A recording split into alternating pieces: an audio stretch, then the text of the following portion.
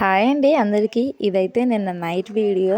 టిఫిన్‌కి అయితే పూరీ కర్రీ అయితే చేస్తున్నాను. ఇదేంటి ఉల్లిపాయలు ఏమీ లేకుండా పూరీ కర్రీ అనుకుంటున్నారా? చెప్పాను కదండీ మా నాన్న మాలేస్తారని సింహాద్రప్పన మాలైతే వేసేశారు. 3 డేస్ అయితే అవుతుంది.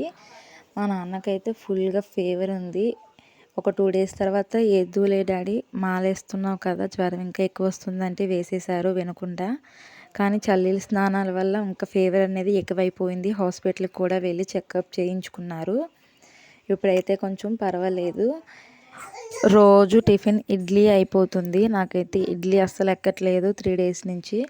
సో మా నాన్నకైతే పూరీ చపాతీ అస్సలు ఇష్టం ఉండదు. రిక్వెస్ట్ చేశాను, ఈరోజు ఒక్కరోజు పూరీ చేసుకుందాం డాడీ ప్లీజ్ అంటే, సరేలే చేయండి అని చెప్పారు.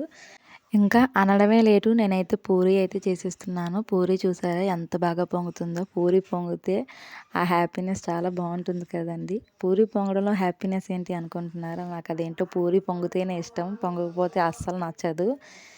నాలాంటి వాళ్ళు మీలో ఎంతమంది ఉన్నారో కామెంట్ అయితే చేసేయండి. మరి పూరీ విషయానికి వస్తే మా ఇంట్లో వాళ్ళందరూ కూడా పూరీ అయితే తినేసాము. చాలా బాగుంది అని అయితే అన్నారు. సాఫ్ట్గా చాలా బాగా వచ్చాయి.